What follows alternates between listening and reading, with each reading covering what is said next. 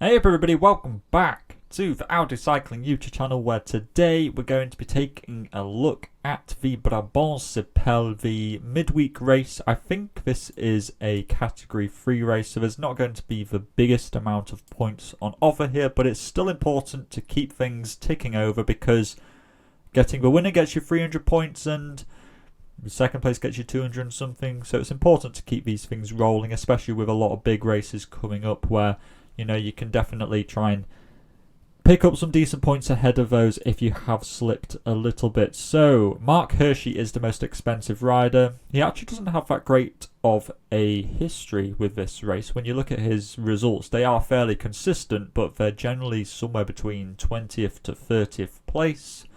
And so therefore I'm not too sure about Hirschi. Yes, he is very good at .pro races. That is sort of the meme that goes around, but I'm not certain about Hirschi for this time round. In fact, I'm not certain that you really need to be spending 100 credits on your team to be getting the winning team. I do think that it is going to be possible to get the winning kind of top 6. I just think it's going to be really hard to do that. But I think it is, in theory, possible to do. Hirschi, I'm just not certain about him, excelling in this race. I think maybe somebody like Wellens could be better. Let's talk about Wellens.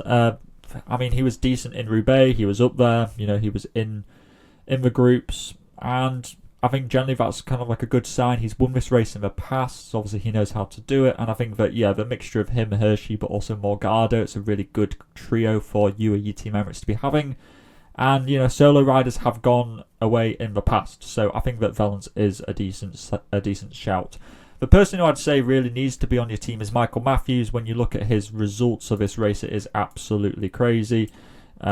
He is unbelievably consistent in the Brabantse Pijl. Like, look at this: 7th, 4th, 11th, 5th, 2nd, and 10th outside of the DNFs, and I think that's really good. So Matthews, obviously, I think that he's somebody to really be putting onto your team. He's very suited to this race. Kuznavois, very similarly, he is really good in this race as well, and I'd say that he's the only other person who I say that you really need to be having on your team. Some good recent form, but when you take a look at his results for the Brabantse Pijl, it's really good. 3rd, 2nd, 8th and 3rd. So obviously he's very good at this race, so I think that Kuznavois, again, a good one. Almost a must-have, him and Matthews. Outside of that, I think it's kind of an open field. Other 18 credit riders, Søren Kragh, and Pollitt and Turgis. I'm not too tempted by. Klon could be an interesting one. We haven't seen kind of a full kind of form Klon so far this year, but this is a race where somebody can really come out of the woodwork and launch a surprise. Just last year, Dorian Godon really caught us all off guard by getting the win. So, somebody can really come out of the woodwork and launch a surprise. Klon could certainly do that. He is, again, very suited to this style of Ardennes racing. It is his time of year to be getting into good form at the end of the day.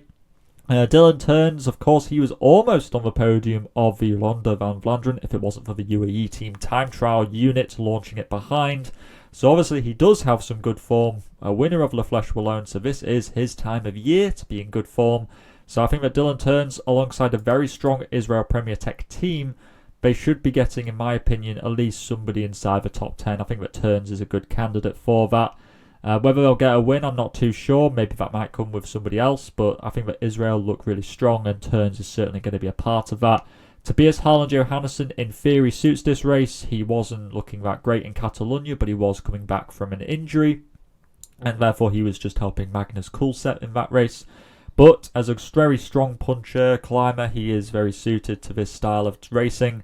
So I do think that Harland-Johannessen, if you're looking for a bit of a Hail Mary, could be a good one, but he might also finish something like 43rd and get you nothing. Maybe you just want to play it safer and just go with somebody who is like a guaranteed top 20 instead. Van Hestel might be that guy. Van der Laan might be that guy. But again, these guys aren't screaming out at me as the people who are going to be winning this race, in all honesty. Especially Decathlon, they've got Godon and Kuznavois here, and it kind of depends how they're going to play that. Dujardin, this isn't a French race, so maybe usually he only does well in French races for some reason. But Dujardin does suit this race quite a lot. But again, I haven't been seeing the form recently to be warranting a pick of him. Morgado, on the other hand, 5th place in Flanders, didn't do great in Roubaix, but that's got so many kind of caveats of did he get a puncture, yada yada yada. And then his only other good result really for a one-day race this year is in Les Samins, so he's a bit hot and cold. I think it might be safer to go with Wellens personally, but Morgado, very good rider, very promising talent, and he should, in theory, do well in this race, but I'm not certain about it just because I think that UE have too many, they've got not too many, they've just got quite a few leaders here, so you're not sure if he's just going to be a domestique. On the other hand, Marlene Vandenberg has recently been added to the start list. He's been in very good form recently, and so therefore I think that he is a good pick to be putting onto your team. He's very Michael Matthews-esque. I realise I skipped over Corbin Strong. He's also a decent pick for another top 10. Again, these kind of Michael Matthews-esque riders who are going to be doing that sort of result. Albanese, what was he, top 10 in E3, something like that. So I think Albanese is fine for this race. No reasons to not pick him. Very similarly, Dorian Godin, the winner from last year, he was very good in Catalonia. He got a series of top 10s there, so he's clearly climbing well. He clearly likes this race because he did well in it last year. He's got the number 1 on his back, and so I think that Godin alongside Kuznefroy are some very good picks to be putting onto your team. Quentin Hermans won a stage of Basque Country. He finished 11th in this race last year, and I think that him alongside Axel Laurence is definitely the theme of this race, is that teams do not just have one leader. They seem to be having a dual leadership going in. I think that Hermans, he should be a leader for Alpecin going into the Ardennes Classic, so I think that he should be in some pretty decent form. So I think Hermans is a safe one for a top 15. He's definitely one of the few riders in this race with less risk. Laurence, again, blows very hot and cold. He did win a stage during Catalonia, so that's a good sign going into this race. Is it his style of race? I'd say yes. I'm not sure how he copes with the cobbles, but I do think that he should be fine in this race. And another one who's got a strong kick at the end of a pretty tough day. Another set of Israel Premier Tech riders, Chris Naylands and Stephen Williams. Israel Premier Tech are really throwing it all they've got of this race. Naylands could go long, but he's a little bit more risky. I'd say that Stephen Williams is again another safe option, very strong in Catalonia, a series of top 10s there. He seems to just be going from strength to strength, so I think that he is a good one to be putting onto your team. But maybe there's just a slight risk that he might not do something because Israel have so many leaders, so he might end up in the wrong group and not get many points. But if he is in that front group, which I expect he will be because he is in very good form right now, it looks, I do think that Williams should be a good one for your teams. Jenno Berkmoos, if Kron isn't that great, Jenno Berkmoos should probably get the nod for Lotto Destiny, and I think that he could be a top 20 candidate. Similarly, Joseph Blackmore, yet another Israel Premier Tech rider for us to be going at. He has been, he's probably a new name to a lot of you people out there, but he's just been ripping up a lot of the, I don't want to call them minor races, but the less known races. He's been really ripping those up, and so I think that Blackmore, he's obviously had a fantastic year so far, and I think that if you're looking for a cool outside pick, he could certainly be that guy. I think you could get to the end of this race and everyone's saying, who is Joseph Blackmore? Because he could very well do quite well. Bussato I like as well. He was 16th in this race last year. Very suited to this style of racing. He recently finished in 4th place at the NXT Classic, which used to be the Volta Limburg, which is, again, a very tough race. Very hilly, very bergy, up and down all day. So Bussato's a good one for this race too. The Varka was 3rd in a stage of the Basque Country, so he will likely be the main man for Soudal Quickstep because they don't seem to have any sort of main leader in this race.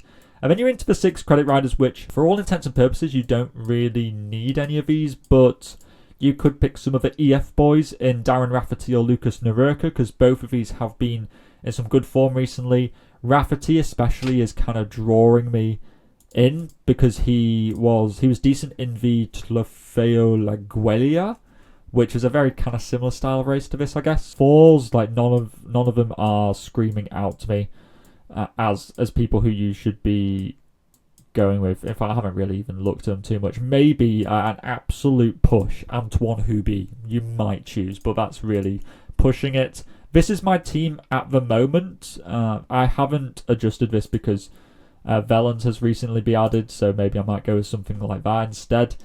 That looks pretty good. Maybe I don't go with Godon, maybe I go with, I don't know, Quentin Hermans. Basically, there are so many riders in this race on the start list who could win this race, who could top 5, who could top 10. I would say pick Matthews and Kuznefroy based upon the fact that they look to have decent form and they've got a good track record of this race.